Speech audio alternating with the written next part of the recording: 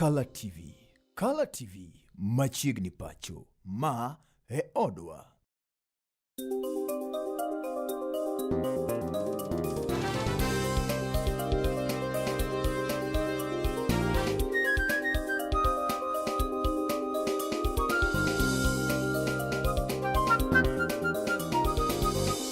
Ineno Color TV.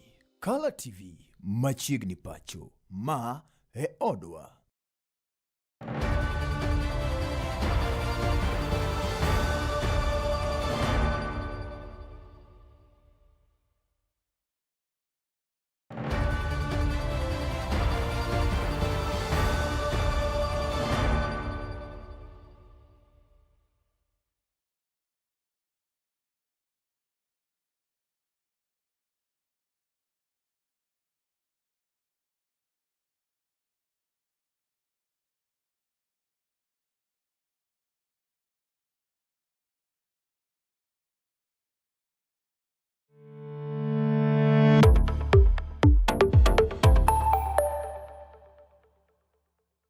Get ready to elevate your business and any other commercials when you advertise with us. We are not just a channel.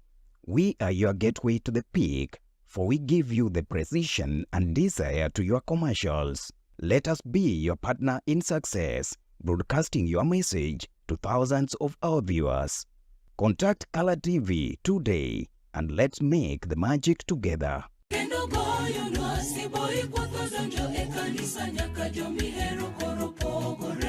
En gino makare mar chako odiochieng' gi ruoth.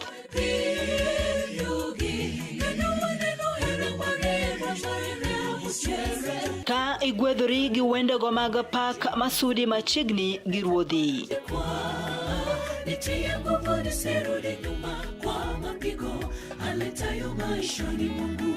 Bende wakelo ni jipo mag muma koda puonjruok mar lesson ma itayi gi Pastor Charles Odinde.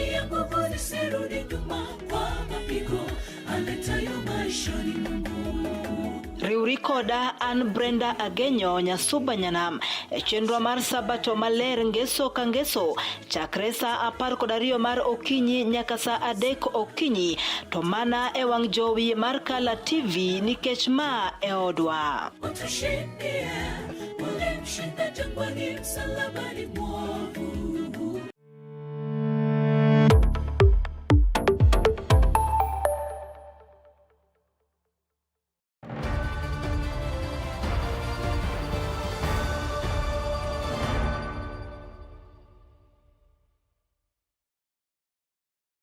Mosa inya janeno mar Color TV kuom ng'ikni endo mabende obedo kanyo endo kata kamano endo mana kaka nasingo ni wabedo kaendi kora chenro endo mar Orindi mar siasa bang' kane wasudo kanyo weche manyien na nyisi ni wabedo kaendi kod Rowere manendo Kevin Olik mabende geto lemo nendo mar MCA e ward ni endi mamaketa Milimani kodwaro gwane mbaka wangani Rowere kaka dobede wechege mag siasa kod sir magiro kuom Rowere wetege kanyakla kod joge komadongo kod wechege mag siasa mabende mulo gwenge makaluo kaachiel kod piny owacho nendo mamalo kata pacho kaendi mangima ka arwaki mar mondo mi wabed kodi kochakore gi kinde niendi nyaka chope gi konyalo luwo kokalo kanyende mbui nendo mar tudruok manendo Facebook Color TV live wantiere kanyendo kaachiel bende kod YouTube Color TV Kenya X bende wantiere kanyendo @Color TV kaachiel bende kod neno di kanyendo ka okalo e pangi thulo niendi wadwaro mar mondo mi watwagi ote magi nyalo chwalo kokalo namba mar simu no na 745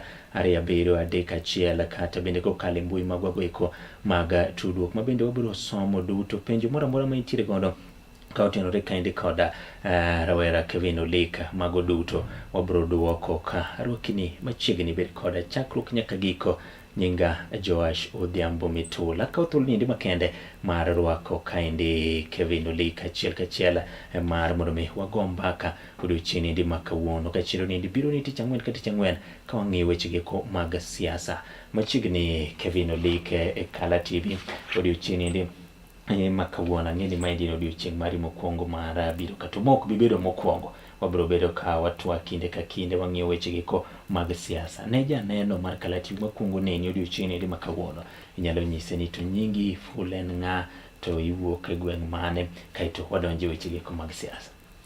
Mokwongo erokamano Mitula. Erokamano kuom rwaka Kala TV. Ang'eyo ni wuodhni kaka wachake kama oborumo maber. An gi nyinge luonga ni Kevin Okoth-Olik. Awuok e gweng' ma Karachuonyo, Kogweno.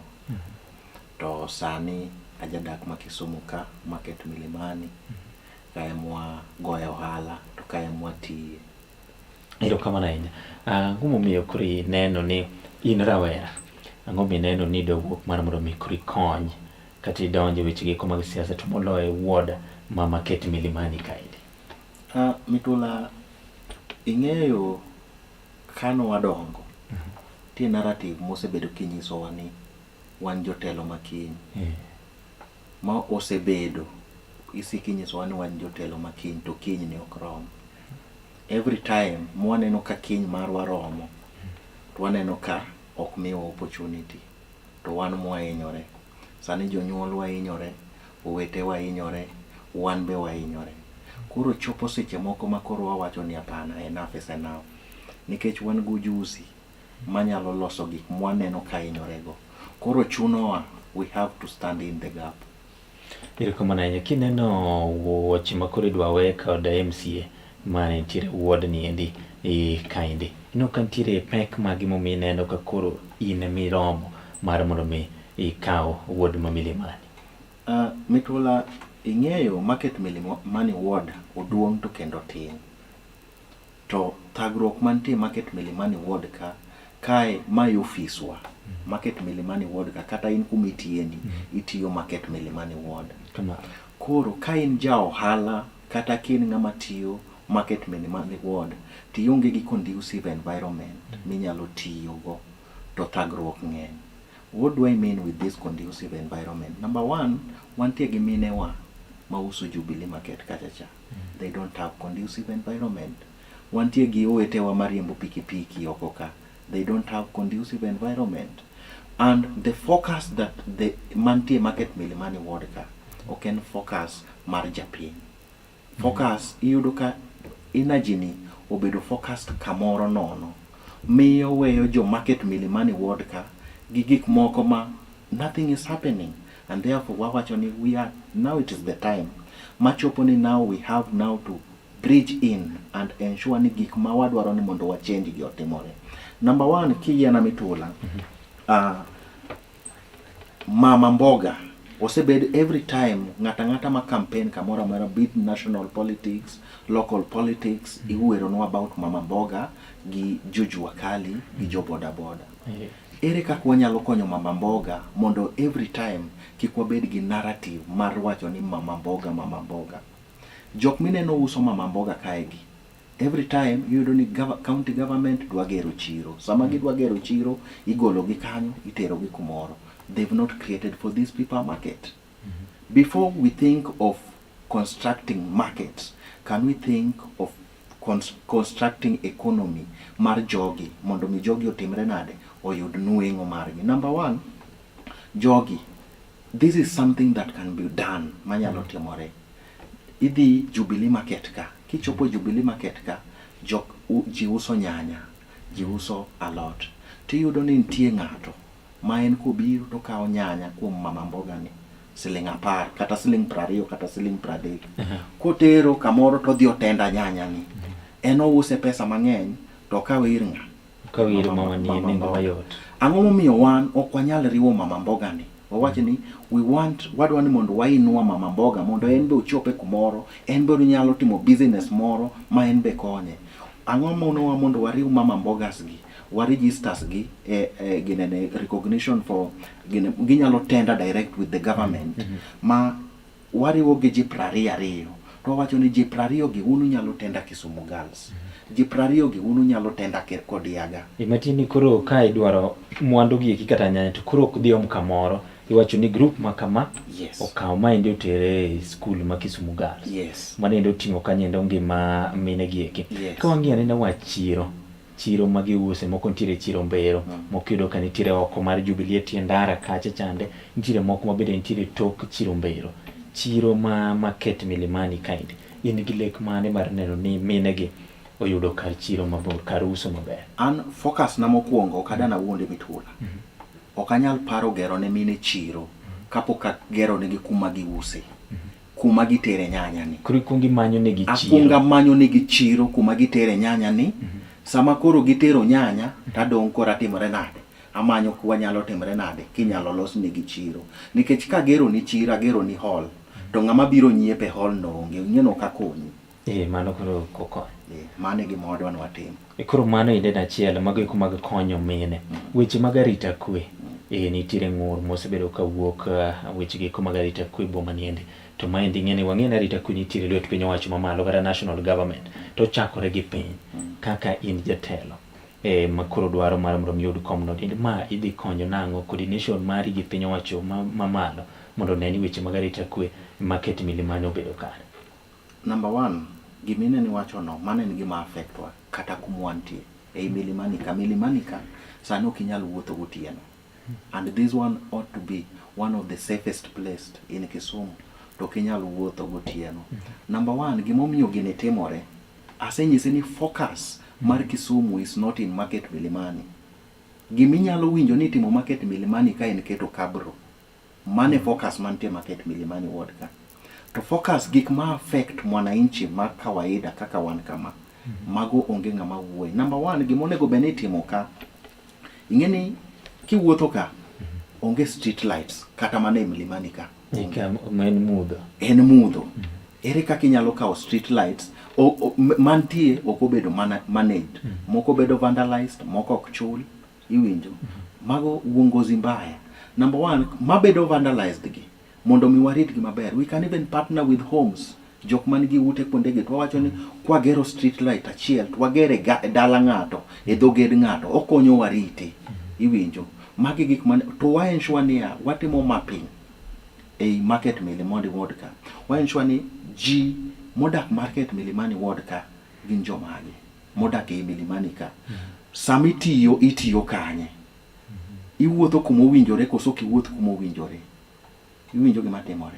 But aparo ni ntiere kaka be coordination mar governor gi county gi mar security ma ntie kako gitime mamae. This is something that we have to ensure ni wabedo piny mwang'eyo ni how can we enhance security makanye. Ing'eyo nyaka konye ni kineno pisas mag obila headquarter gi nitiere market Milimani.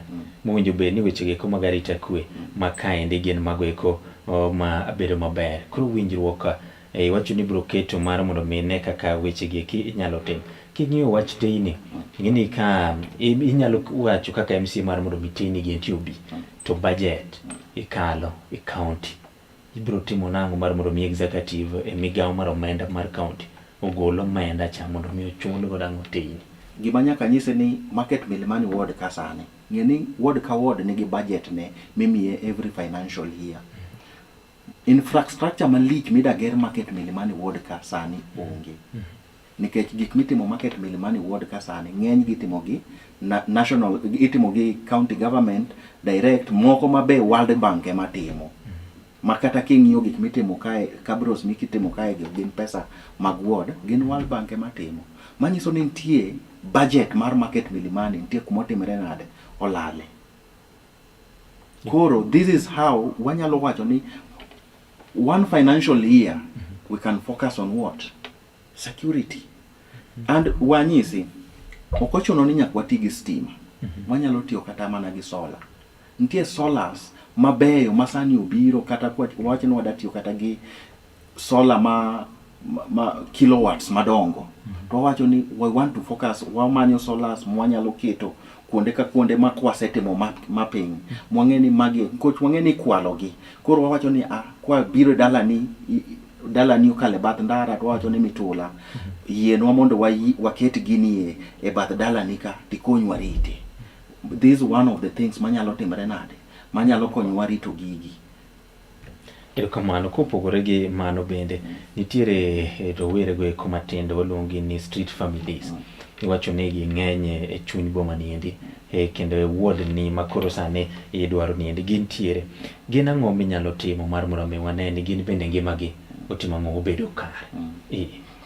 Gima nyaka ing'e mokwongo Mitula, ing'e ni ward nitie functions mag ward, nitie functions mag constituency, nitie functions mag governor, to nitie functions mag national government. So when it comes to street families, mano kanyal wacho ni it's directly towards the market towards the ward administrator or the MCA. One teacher maduong mantie ka en ensuring, of course they are our people, gineo iwaka iwinjo, but the most important thing manyalo timo ni kwa watero bill e National Assembly mondo bill ni ogernegi ginene children's home kamoro manyalo timore nade, nyalo tergi ntiere ginene remand center moro mantie bathe ginene ka mantiere ilungo nade batha fanana ka iwinjo machatin ok nyala accommodate jogi. And then most of these children, street children mineno gi gin nyithindo man gi kuonde gi, ng'eny gi wuok Nyalenda ka to timore nade biro town ka, ok gini gionge kuonde gi.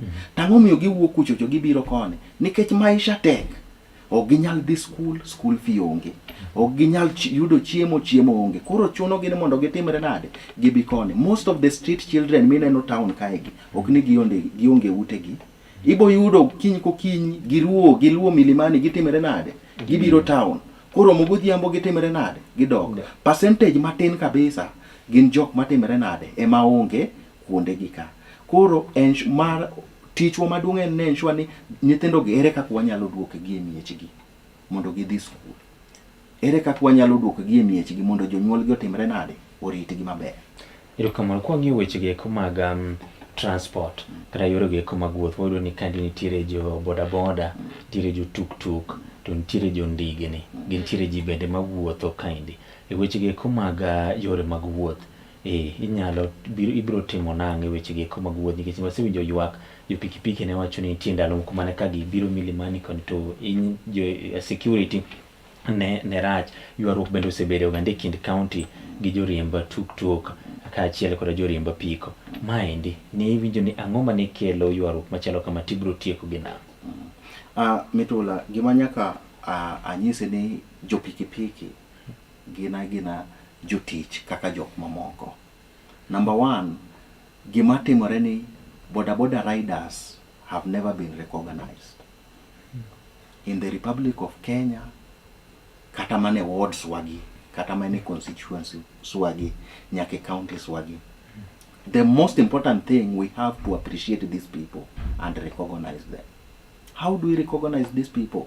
Number one, iwacho ni jo bodaboda are the most indisciplined people. Magweche moseberi kiwacho giteka iwacho ni they are most indisciplined people.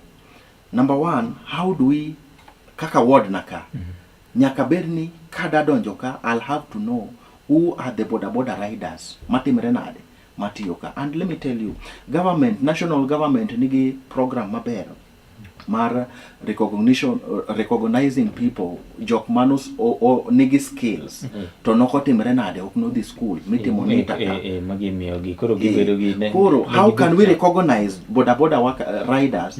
Number one, wanyalo set some fund aside mawacho ni we recognize these people by ensuring ni all of them nigi driving license. Mano chuni nyaki tergi tiegruok gitiegre mar mondo matin en mana tiegruok matin nikech jogi nigo juzi sani jabodaboda okinya ka jabodaboda ni tere tiegruok ang'o ma jaboda ong'e riembo en mine mana theory moro matin mondo mong'e chike mag ndara mana matin ma en gimoro 2 weeks kama to timre nade otieko. And then we recognize gi to wamiyo gi driving license. The moment we miyo ng'ani driving license, ng'ani koro nyalo bedo ready mar timre nade bedo gi insurance. Iwinjo samose bedo gi insurance, at least gin jok makoro inyalo riwo geti wacho ni apana, now you should have your badges. Iwinjo, the most important thing is to recognize these people and appreciate them. King'iyo wards ukar kaendi kuonde ma jo bodaboda go eko chung'e bende gisandi gintiere kod riwruok koso ibro loso kata yore mag miseketo maneno ni ing'eyo gi ni base makama nitiere jo bodaboda mantiere ward na kwa dhi bathe kuma kama indi bende nitiere?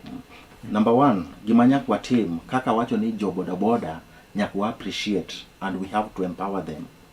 We have to come with a method ma we unite boda boda bases. Nyaka ngata bed gi base ne. To kose bedo gi base ne, wariwo jo boda boda 100. And then we ensure out of boda boda ji 100, we empower them. How do we empower them?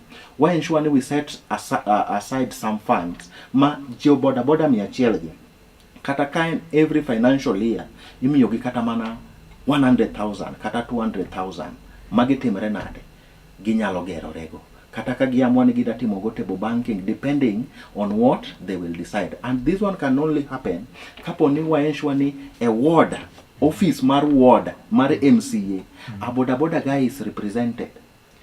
Ma ensure ma en mo o ensure ni welfare mar jo boda boda yuak ge kara gik moko duto otimre nade okelo maka joko biro to gibiro gi gore kuom nyawadgi to nyawadgi ni ema koro ng'eyo kaka timre nade shida magi kalete. You have to ensure for you to harmonize these people, you have to work with these people. And how do you work with these people? You have to set for them a desk kumaka gibire to gitimre nade gipodhe mani ndubro timo ne jo tuk be mano ngene the most affected area and piki because tuk kingio to somehow is somehow organized because they have one place magitimre nade make dwaro tuk inyalo yudo gi ma harmonizing tuk is very easy but boda you have to harmonize them kitiyo kodgi kitiyo kodgi chido ka gintiere kuonde ge kuma opogore manindo mabende gichungi koro weche gibed gi data mar jo boda boda matiyo matiyo market milimani ward ka to sama be mwariwo gi ni first of all we will have to ensure kitiyo market milimani ward ka idak kanye. We have to know ni timri nade idak kanye. Sami se dak ti yudri e base mane tine riwruok mane nyakibede you have to be at least one of the 100 at least nyakibede kanyakla mar ji 100 motimre nade moriw. Sama mineno mwatimo kama ibo yudo no wan gi riwruok kata mar ji 10 kende kini gi riwrege mar ji 10 ma 100 dipar ngeni se harmonize jogi kamora achiel.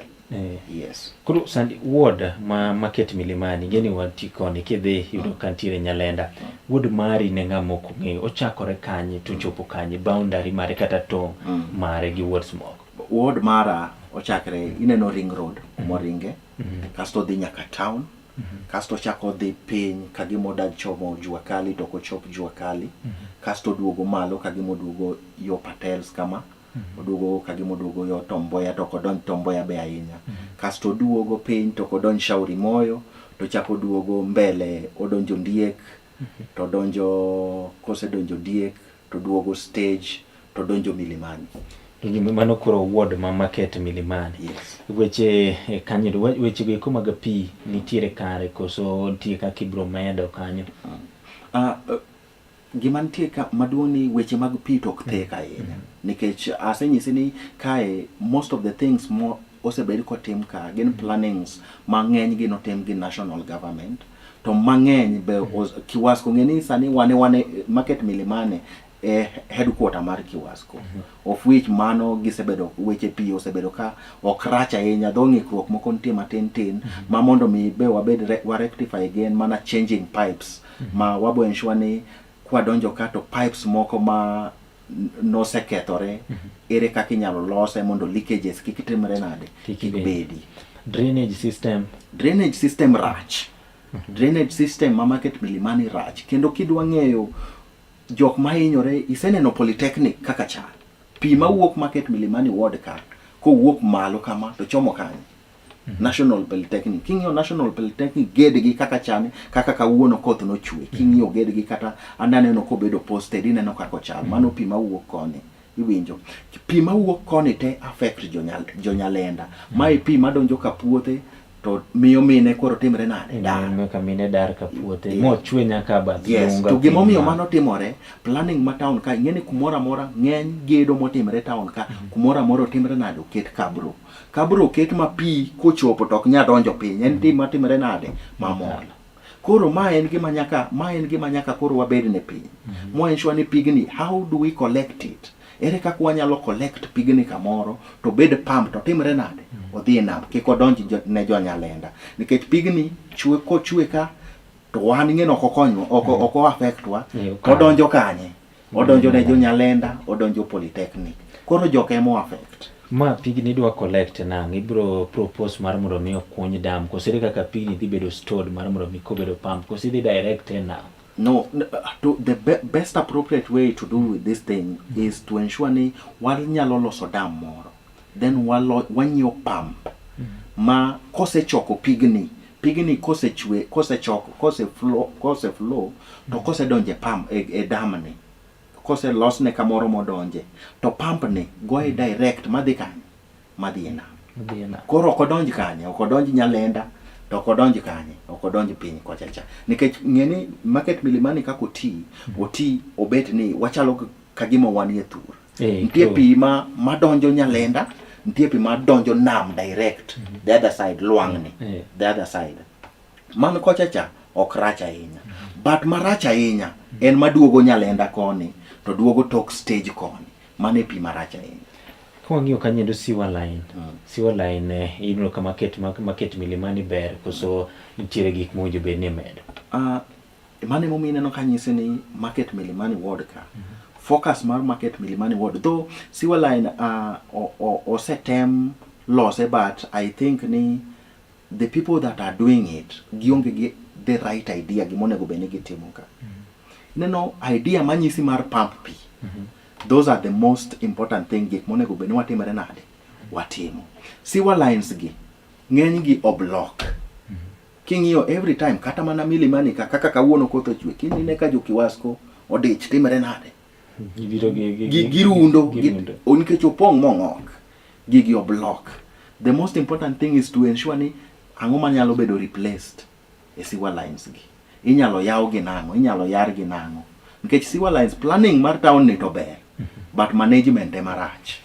Management ema iwacho ni rach kanyo. Nitiere pek mosebedo kanenore mar mach e stage e kinde ka kinde. Stage ma Kisumu mach osebedo kawuok to gi bende Nyamburko yudo ka bedo mathoth kanyo endo. In gi plan mare kata chendo mar neno ni stage to gi wach mar mach. Nyochi neno ka ne ji nowito mwandogi ma jotelo moko nobiro mar mondo mi one kaka nyalo konyogi. Masira machalo kama en ere kaka inyalo tieke ka achiel bende kod wach nendo mar Nyamburko e stage.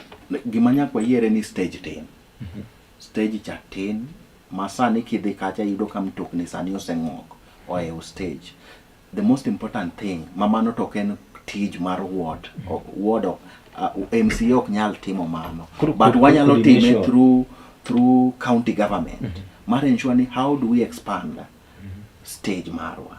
Iwinjo. But while expanding it, let me tell you, ng'eni problem ma wan go, jotelo madonje telo. Waneno ni stage onego beni bedo expanded. Samo bedo expanded ni, gima nyakwa ng'eni nitie jok mane tiyo e iye ka. Masamwa kwa expande marach, to jogi dhi koso tijegi. Gima nyakwa bed piny mu agree, kapok waparo mar expand tijegi, stage ni, jogi dhi tiyo kanye, to jogi dhi tiyo nang'o. Mane gima nyakwa timre nade. We have to derive that method. If we don't derive that method, ibo yudo ni kuro koko bo bet. The most important thing mwanyalo timo ka, kwa poni wa coordinate gi county government, mwa wacho ni wadana mondo waneno ni stage ni tin, mondo mi obed expanded. Nikech stage otingo jo hawkers, stage otingo jo Nyamburko, stage otingo jo pikipiki, otingo buses, otingo Nissans, gimora mora ni stage kanyo. To otin kabisa. Masani onge kata kumi nyalo wuotho, kata gwenyruok tek. Bema kelo jam mar town ka. Koro the most important thing in expanding that stage. But before expanding, we have to know ni we are not affecting jok matimre nade matiyo kanyo. Nikech samwa expand eni wagolo ji, wariembo ji kacha. Mane madhi kelo dhaw. Nikech wariembo gi to onge kuma gidhiye. Nyakwa beri kod gi piny mwa discuss kod mwa nyisgi ni wada expand ka. To samwa wada expand ka, wa request ni a portion ni odhi koni. A portion no the koni to be nyako bed kuma accessible magin be ginyeno ni ginyalo timre nade, ginyalo yute. Nitiere ywak mosebedo ka ywak kod jogo eko mantiere e chiro ne giwacho ni nonyisgi mar mondo mi kik giuse bath ndara. Gibed ang'owa, gibed e chiro. Ne giywak ni jonyiepo ok gine ka chopo kanyo endo mapiyo piyo. Ere kaka inyalo biro neno ni joma mantiere e chiro mbero gi mantiere oko obedo kamoro ma ji nyalo nyiepo mayot irgi.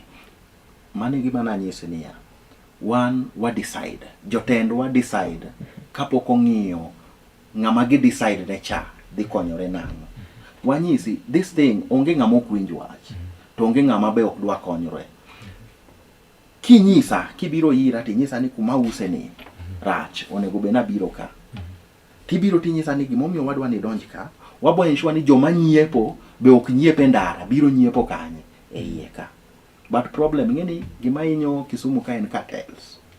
Itami ni in kikitimri nade, in kikius ka, to cartels to keto jogi to timre nade, uso kone. Koro in itami to cartels to uso the other side.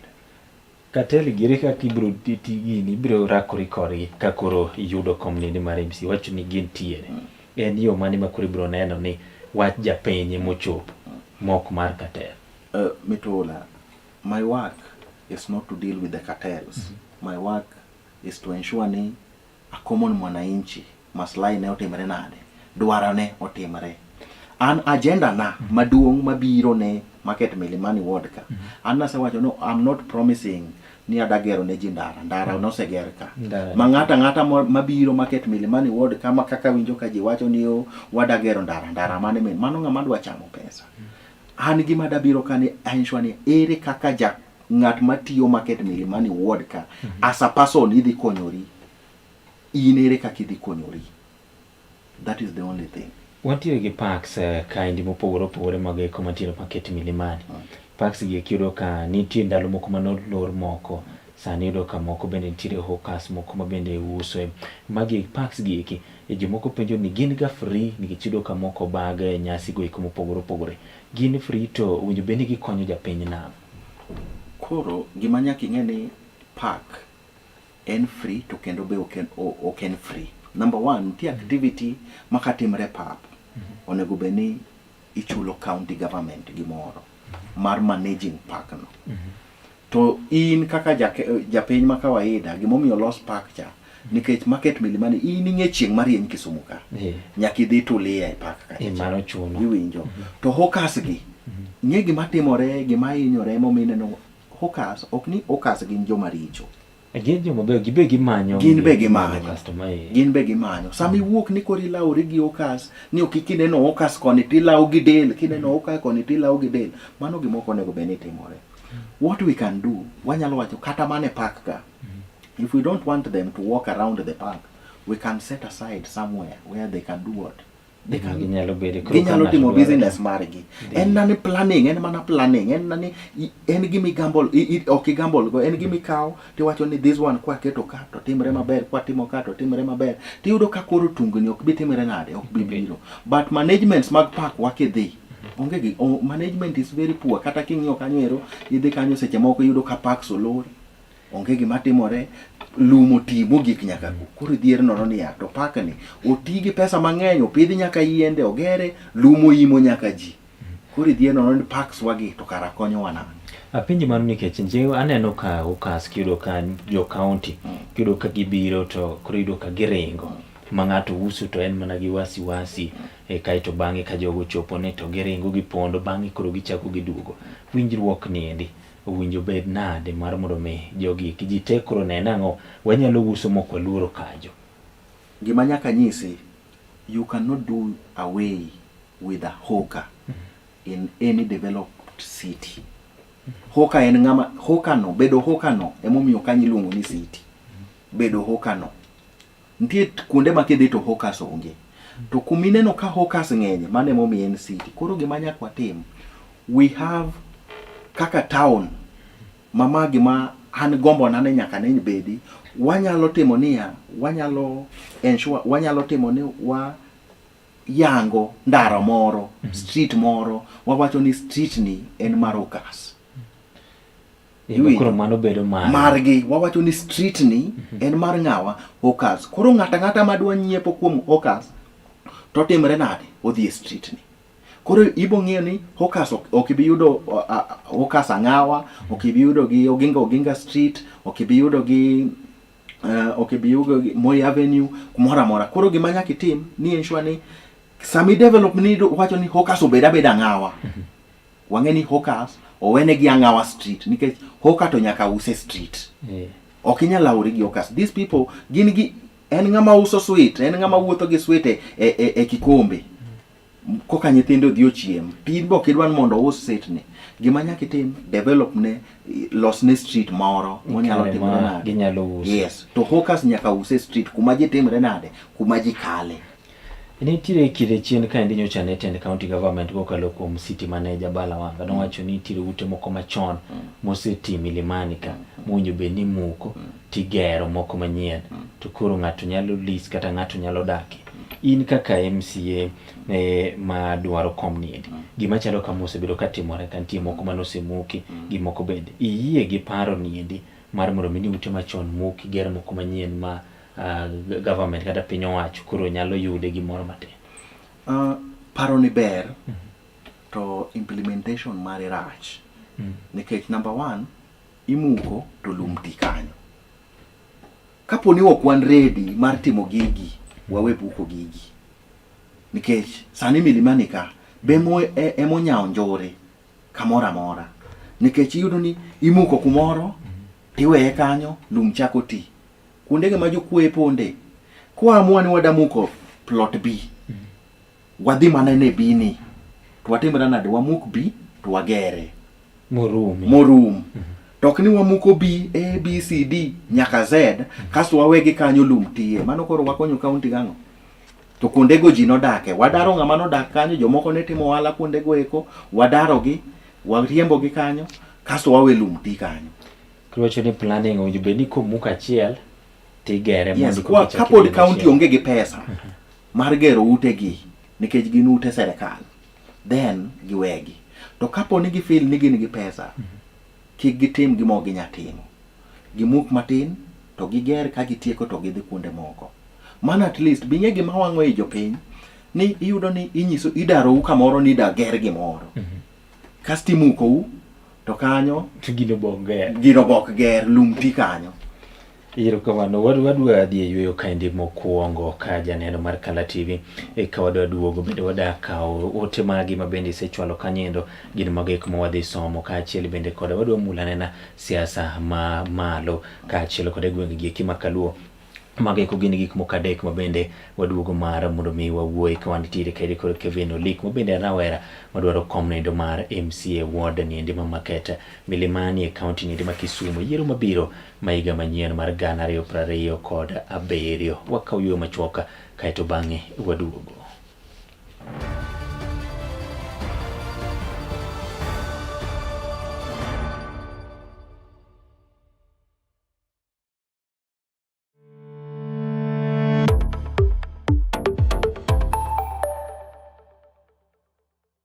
Get ready to elevate your business and any other commercials when you advertise with us. We are not just a channel. We are your gateway to the peak, for we give you the precision and desire to your commercials. Let us be your partner in success, broadcasting your message to thousands of our viewers. Contact Kala TV today and let's make the magic together.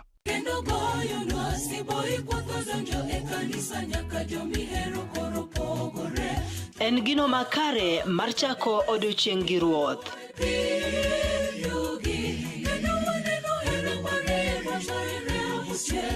Ka igwedhori gi wendego mag pak masudi machiegni gi ruodhi.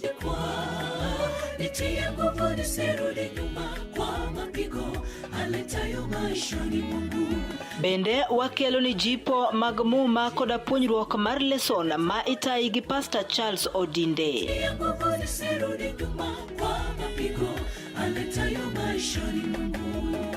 Riuri koda an Brenda Agenyo Nyasuba Nyanam chenro mar sabato maler ngeso ka ngeso chakre sa 12 mar okinyi nyaka sa 3 okinyi to mana e wang' jowi mar Kala TV nikech ma e odwa.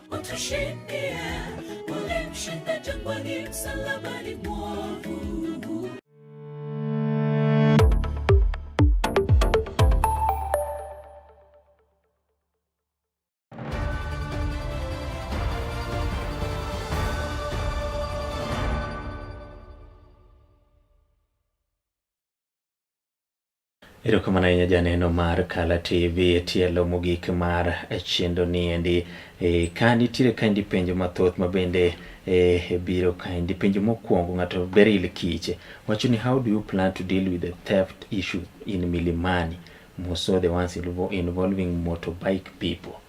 Manendo wechegi kuma gari tek wacho ni kuo omedore kaendi. Maendi Beryl Kiche mawuok kaendi Milimani. Kaeto nitiere penjo bende machielo kaendi gi thoth, koro wadwa dhi achiel kachiel. Mokwongo maendi mar neno ni wechegi kuma mag kuo wacho ni jo apiko otelo. Gima nawacho mokwongo, nikech kuo mitimo Milimani mag mayo ji simbe ng'eny gitimo kodgi gi apiko. Tema nawacho ni first of all we have to recognize and identify ni ji adi mariembo pikipiki market Milimani ward. To nawacho ni number one, nyaka koro wamany negi, yani kila mtu sasa lazima atafutiwe shimo yake. Maana wacho ni koro wabo riwo bezes gi mwabedo gi jo bodaboda 100 magi bedo mwang'eyo ni these bodaboda riders are operating in market Milimani. Kwa setimo ma en gima wabo timo kwa coordinate gi okwach kich gi police. Nyakwa bed kod gi piny magi recognize gi ng'eni jogi matimre nade operate ka. Koro in ja bodaboda ma kobiro market Milimani ward ka ma jogi kia, these people will have to do what? To raise an alarm. Matini koro ibiro neno ni japiko ka japiko ma ting'o ng'ato ara biro Milimani ojo bed ni jo apiko go makagi ong'eye. Erokamano. And the most important thing, we are not just doing them to abet crime, but we are doing that to ensure that we empower them. The moment more unite jogging, any jogging, ng'eny jok ma ineno kwelogi, gin jok ma onge tije. Gin jok ma kijende motieko school to podonge kumano. Koro samwariwogi, to wa ensure ni waset negi gimoro aside, ma ng'ato nyalo dhi ole loan ne moro 1,000 moro, to timre nade, otimogo gire moro, to duoko, koro gale, gitimore nade, gidongre kigi. Erokamano. Joma ket Milimani ng'eny kagi kizungu malich. Mike Otieno wacho ni what is your field or political name? Kasto chako penjo ni ODM Linda Ground ama ODM Linda Mwananchi, which side are you? Maendi ukang'eyo ni nyalo duoko kata an gima nyalo wacho sani mitula ana awuoyo gi japiny. Ano ka wuo gi ground. Awuoyo gi japiny nikech ground to kuo. Awuoyo gi japiny. Koro kang'eni Mwananchi ema ntie ground, koso ground ema ntie gi Mwananchi okang'eyo, but an gima adil gi japiny. Koro kuma japiny bobete, mane kuma antie. Erokamano. Mike Otieno penjo ni nyingi moro mar siasa ma nying mar oledhi mi nyalo bedo ni ng'eri gode wechegi eko mag siasa. Aonge nying mar oledhi. Inena Kevin. Nikech gima biro timo ka en gima duong' mok adwar kele oledhi. An kaka ung'eyano Kevin Olik. Erokamano. Mike Otieno owacho kaendi ni nitiere gi penjo. Wacho penjo ka ni does he have his manifesto or it's too early to share it out? Manifesto nitie. Manifesto nitie, and it is also too early to share it out because these are things that we are working on to ensure ni market Milimani. Let me tell you, market Milimani ward ka o chalre ki campaign ka ti chalo ng'ama campaign Kisumu Central. Oduong to tin nikech jok ma survive Kisumu ka te tiyo market Milimani ward ka. So manifesto mar market Milimani ward en gima pod waloso mar ensure ni when we will be telling jopiny ni mae mwadhi timo, there are things that are doable, but there are things that we've seen that are doable mwanyalo timre nade, mwanyalo timo. Kaka issue of Mama Mboga, those ones are doable, those ones we can do. The issue of boda guys, those ones we can do. The issue of security, those ones we can do. The issue of drainage, those ones we can do. Erokamano. My penjo kind about the motorbikes and motorbike guys and the Mama Mboga Marindi said woko. Wacho ni lastly come out and hit the ground because it's true our leaders are absent. Koro gima anyalo wacho adier, ji mang'eny osewacho ni alale ground, but kalale ground e yo marach. Gima nyaka wach ni mokwongo to Raila no disorganize wa. Kane Raila otho to noyudo ka nitie mbi mane wasekete ground. To koro ing'eni pile ka pile kata ka poni baba wuotho to ni ka chenro moko bagni koro nyaka itimri nade many bearing nikech Raila ne mise kendo policies gi ideologies mag Raila ne gin gik moko mane drive wa. Koro sani we are out and we are going out to ensure ni jo market Milimani ong'eyo ni wan nga and what are we going to do. Gima da kwayo ni en ni wan joma tindo. Samwa wuok oko gima nyaka ng'e ni wakia gore. Ana kia gora. Makata kibiro ni koro ni awinjo moko nitie mbogi akia nang'o wan wakia gore. Nikech siasa ma Kisumu sani to sekete kuma kore en dhao. En dhao ma kamora mora midhima nyaki ng'e kaka iwuotho en dhao. Mane madakwa ni kapok wawuogo ko mondo mi hit the ground. Wala kila ng'ato timre nade wuodhe. Kuneno ni agenda nano ber unyalo supporta then it is well and good. Kuneno ni rach onge gimo bedo casted ni nyaka koro goya ng'ato koka ng'ato timre nade. An nasechako wuotho maber but threats ng'eny. Oyudo ka threats ng'eny. Erokamano William Oriema bende wacho ni aneno malela me komedo wuondo bende wacho ni oneno Color TV e yo nendo makare e kind penjo go kuma bende pod medo donjo kainde. Sani endi en oneno ka IBC kata duol matayo yiero wuok mar mondo mi otim andiko ne jolut ombulu. In kaka Kevin Olika kwayo ni manindo mar neno ni jo rowere mathoth ondikore kanyo kaka jolut ombulu kata okang' bende isekawo mar neno ni jiwo ji mondo mi okaw ombulu. Erokamano Mitola. Gima dakwa joma tindo. Gima nyakwa ng'e ni seche oseromo. To seche koseromo koro nyakwa timre nade nyakwa wuoguru oko. Sani narrative mar telo makiny ni wan jotelo makiny onge. Kijana mora mobedo piny ma rito ni en ibo miye telo kiny mano onge. Koro gima dakwa mondo mi koro wan kaka joma tindo wabede e mesa. Wan kaka joma tindo dakwa ni wawuoguru oko mondo watimre nade wakawuru ombulu. Kapo ni nitie issues matheko e kawo ombulu no mane mwanyalo timre nade wanyalo. But nikech wan mwasethagore wan mwang'eyo Mitola kumwantieni wan mwang'e pek ma mine wakale. Nikech wan mwang'e pek ma jonyuol wakale. Nyaka koro watimre nade wawuog oko wakaw ombulu mondo wares minewa gi wuonewa. Mano kokalo kanyinde yiero jotelo ge koma kare. Erokamano ko wadonjo weche ge koma gi siasa e piny wae koro watere e ngaso nogo manindo mar national. Waneno ka ODM nyocha ne okiro moko kuom jotelo oko.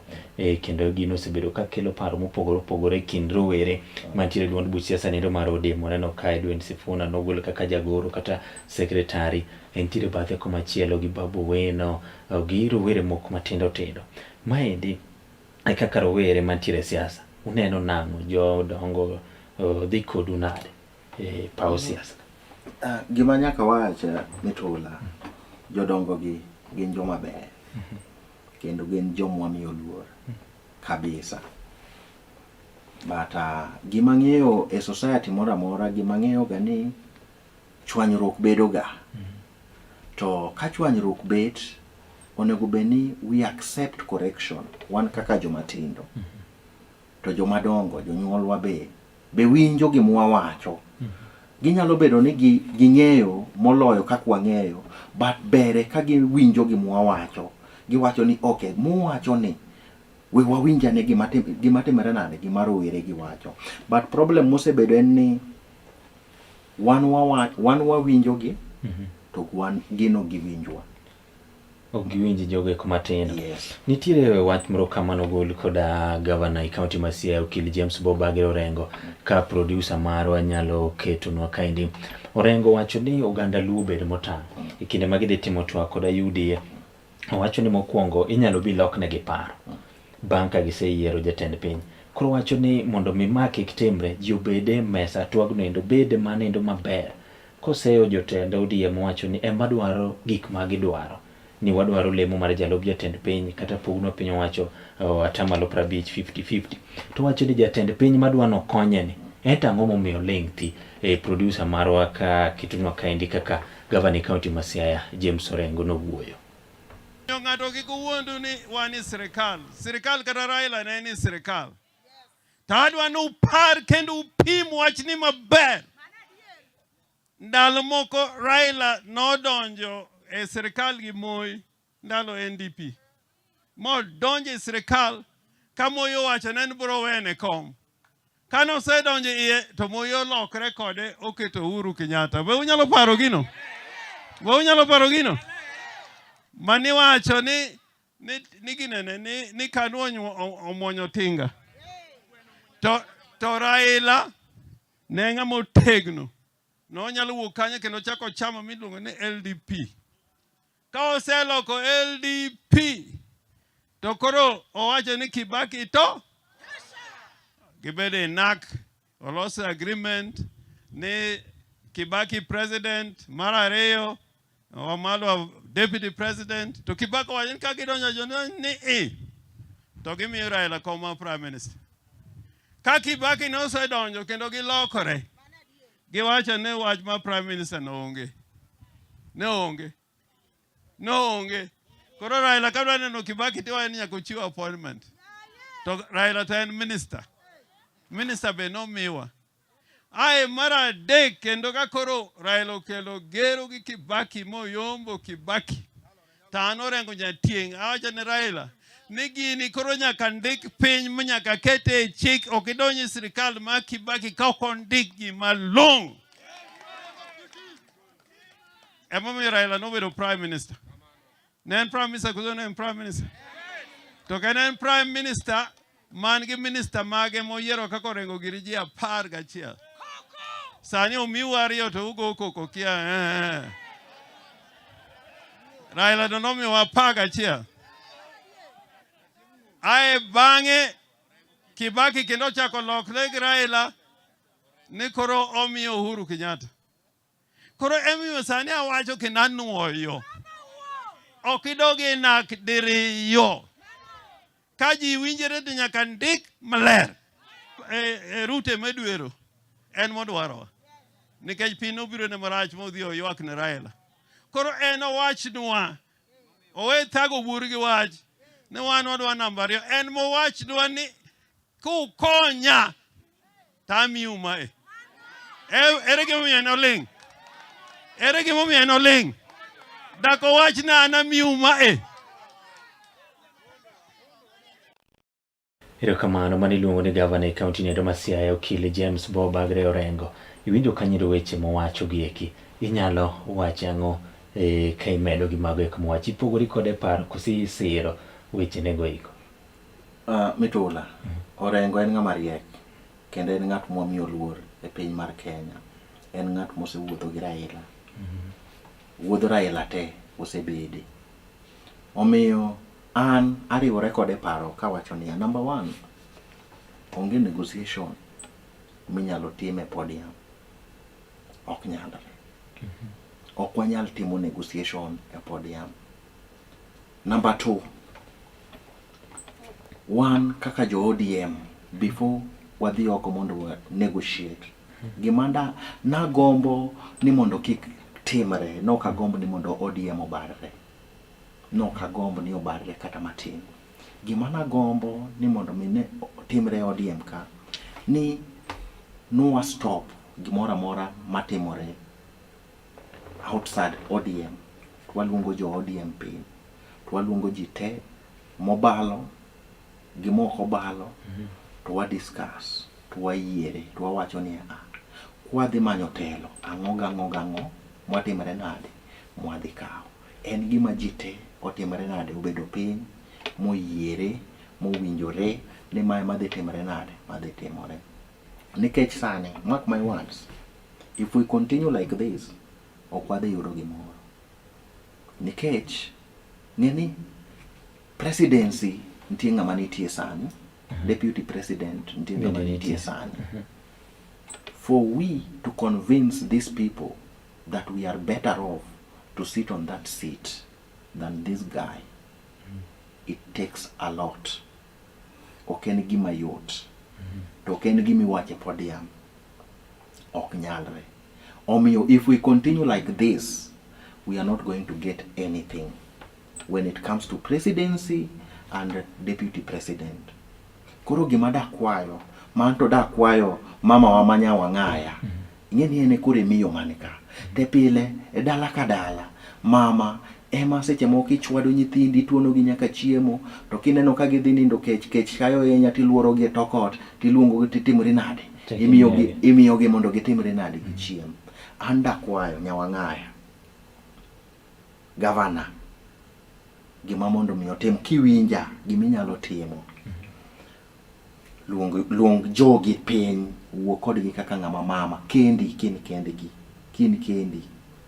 mondo mi nyisgi, iwuo kodgi, winj gi ywakgi, in bi nyisgi ywakgi mondo iwinj, iting'gi te, iwuoth kodgi kamoro achiel. But kwadhi kama, mama, idhi weyi, kendo idhi weyi kuma rach, sama koro wadhi kawo serikal ni, nikech Ruto nyalo bedo president, yes.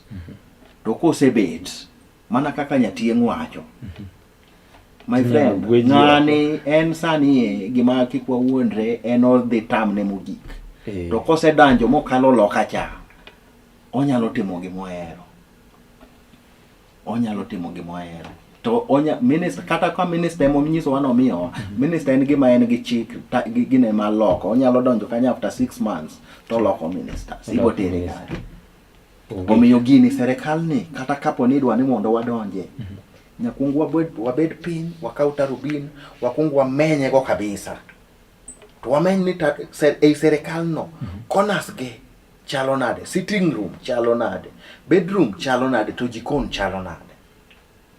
Winjo. To da kwayo, ni samwatimo ma, wawe experts man wase donate ka, wawe gi oko. Nikech joka to laro maggi. Kila ng'ato manyo mondo mi retain position mare. Mondo bi chak duoke. Mondo mi chak duoke. Wan jok mapoko bede government gi. Wan nyak wakungu wameny ginenene. Wan wanyiso ni unbeduru kucho wabo fight nu mondo retain positions su. To lakini giwewa wadonje government ni. Kendwa dichiel. Mondo wadonje as a block. Dingini ma bedo matek nikech ino ka jotelo gosebedo ka yuoro rombe go eko mag siasa mopogore ka jotend ODM bende wacho ni Raila nowe gi piny owacho manindo mar broad-based ni kanyo ende magini tiere kanyo. Korengo bincho wacho ni od Laktar Oburu ma en ogai mar ODM ni en jatelo maber kendo wacha dieri, mak mana ni okong'e ma ji osebedo ka kale mondo mi ODM otim ang'owa obed motegno. Nowacho ni onge ng'anyo ma bende Laktar Oburu noseyuore kata ke kinde mane mako warigi mosenindo Raila Odinga kod wuongi ni en noonge kanyo. To ywak ne jotelo moluoro Oburu Oginga, wacho ni gin jotelo moko ne katero Oburu Oginga kaka maber. Maendi bende en ywak mosebedi ka wuok kanyo ni jotelo moluoro Laktar Oburu gin jogo eko makoro mamedo dhire mar mondo mi gik moko odhi. Maendi biro keto oganda luo kanye. Gimine ni Nyatieng' wacho no, mane gima di, ineno Oburu no en ng'ama riek. Kendo Oburu was one of the key persons mane baba consult katemo gimoro. Koro gima dhiero wanea. Ang'o timore ka koro expert mane baba rely kuome. Kore ma koro ji advice.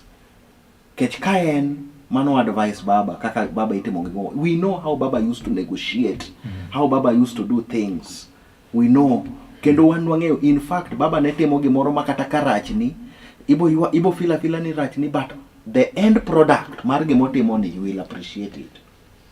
To kendo baba kane dhi timo gimoro no ensure ni kata kapo ni no se decide no time, to baba bo wuotho ni public participation o se decide no time, to but wuondre no timo public participation okawo pach jopiny. Kata sama ne je nwa donje broad based, baba no wuotho.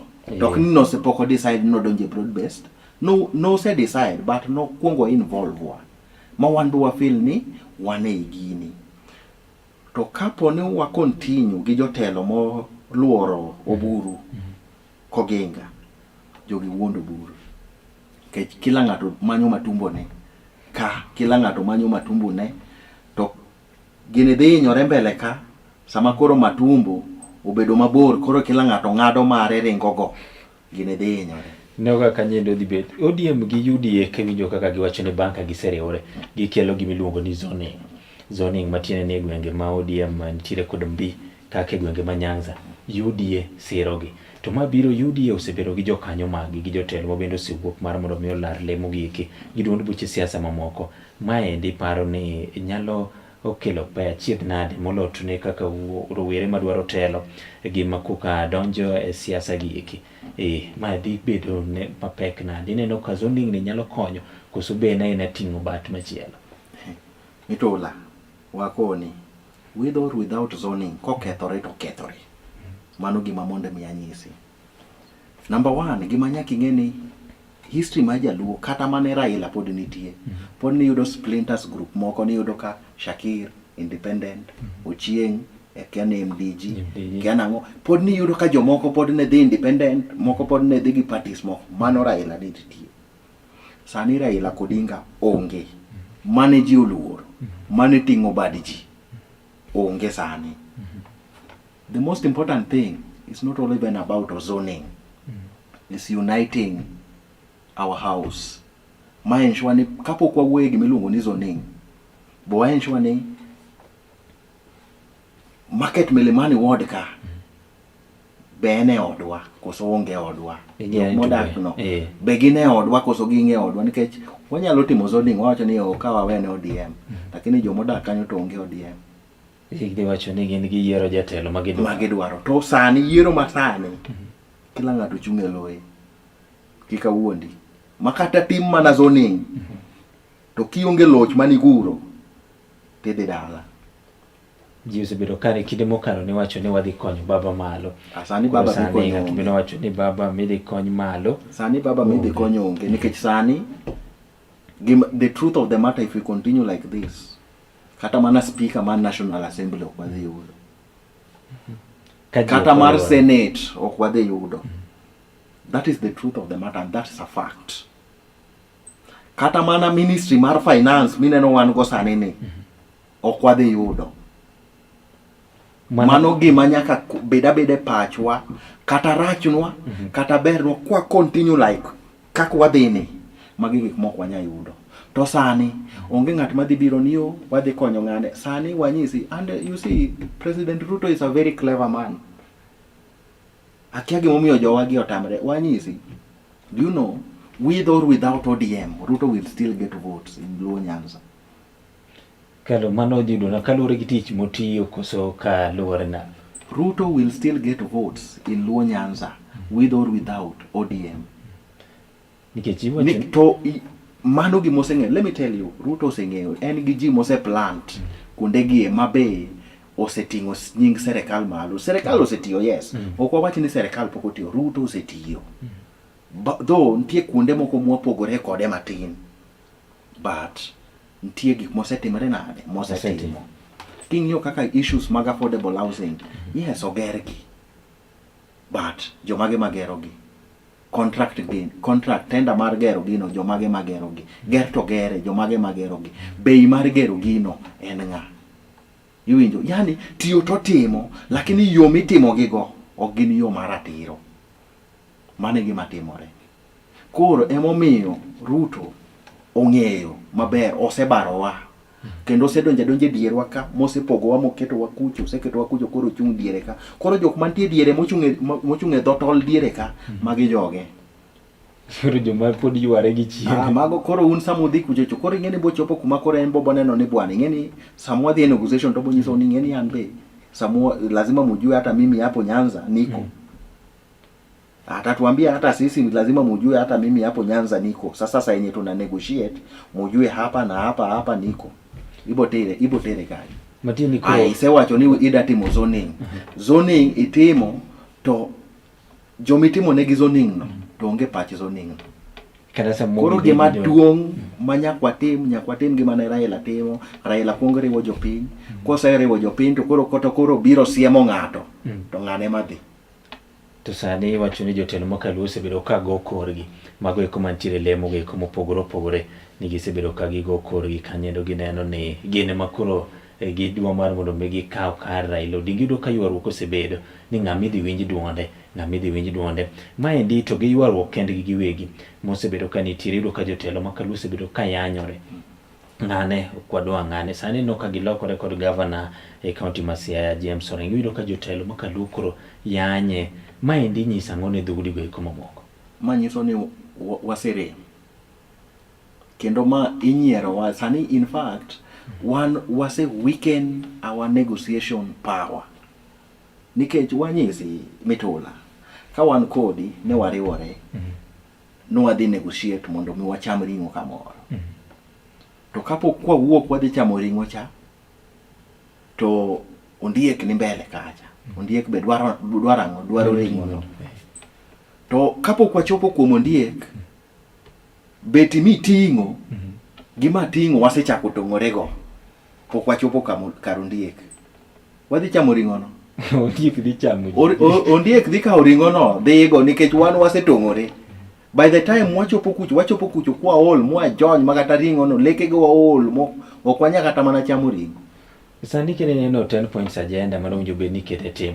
No winjo bed ni orumo tarik 7 dwe ni endi. Tiwinjo ka nyoro jakom mar ODM Gavana Gladys Wanga nowacho ni gino ne onge chieng' mano chope. Matiende ni gisegole kuma ne Raila Odinga gini nowe ochako chore gi bathe. Maendi nyiso ni ne ok giikore mar mondo miket gini e tim kosang'o motimore momiyo koro sani giloko ni gino ne onge kuma noket ni ochope. To nowach ni ne en tarik 7. Mitola anada nyise niya gini ne en pach Raila ema nokelo gini.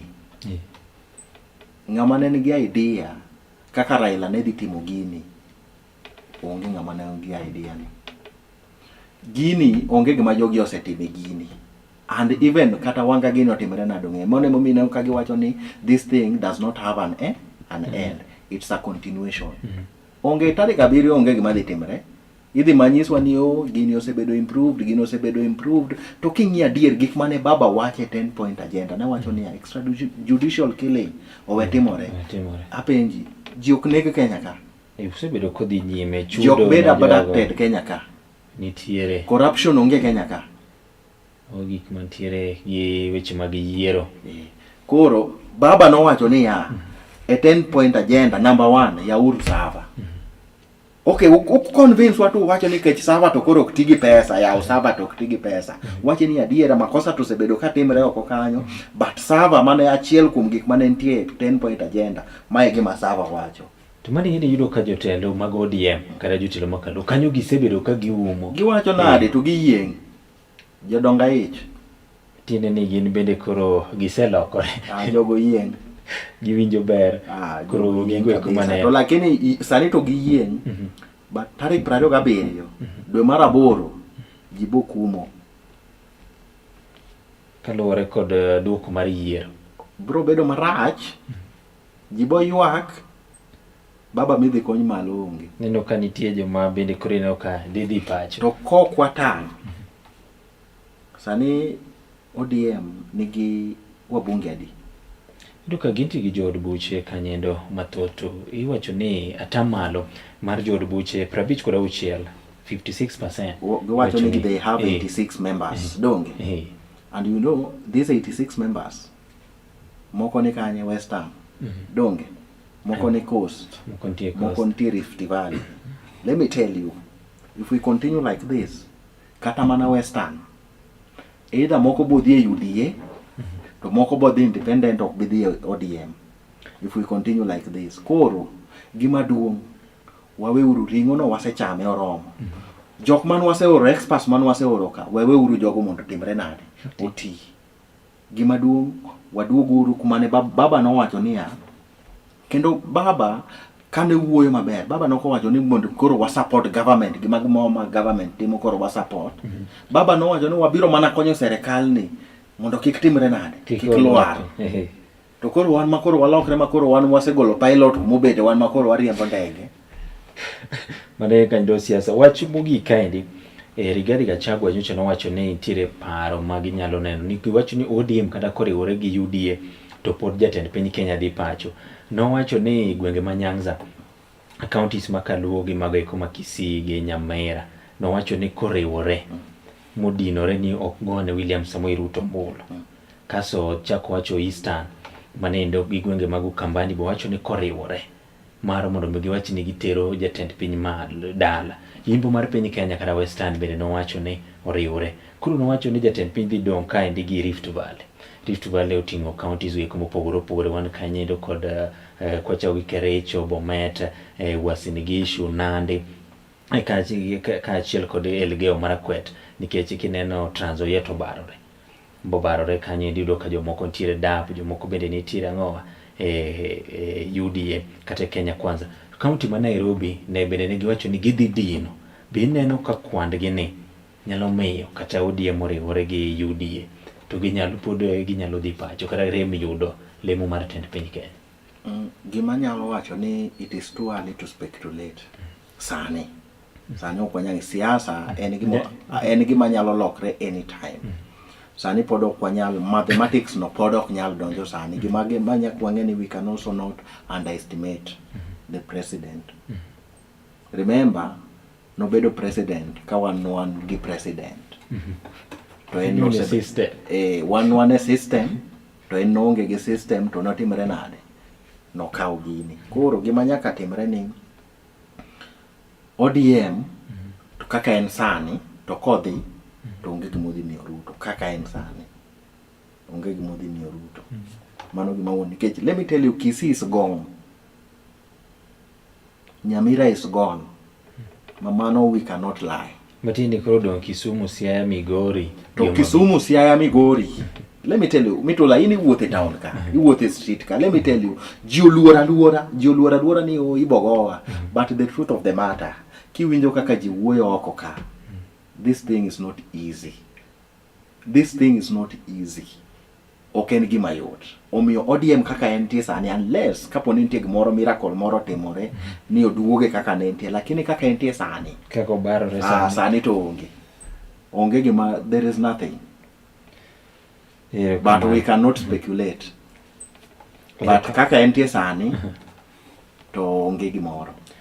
Ero kamana ahinya Kevin Oli, ka watieko kaendi adwa ni wachni mogik moloyo ne rowere mabende winjo be ni siro rowere wetegi mochung' e lemo eko mopogore opogore gi adwa weche adek kwayo ne rowere mar mondo gine kaka ginyalo siro rowere wetegi mochung' e lemo mopogore opogore. Mar ariyo en kwayo wachni mogik ne oganda Luo to gi jo market Milimani board ka gine gi kamera. Okay, erokamano jokanyana. Sa osechopo makoro gik mane nyisowa ni wabo timo kata wabo bedo, time osechopo. And mondo mi wabed gini kaka jomatindo, number 1 nyaka wariwre. Kik igo youth wadu, kik iyany youth wadu, but jiw youth wadu, wuoth kode, supporte, any support monyalo need mondo mi ochop kumodwaro no, kindly support, because remember ni tend ng'ama tin en tendi in be kaka ng'ama tin, te also entendo minewa gi wuonewa gi uwetewa.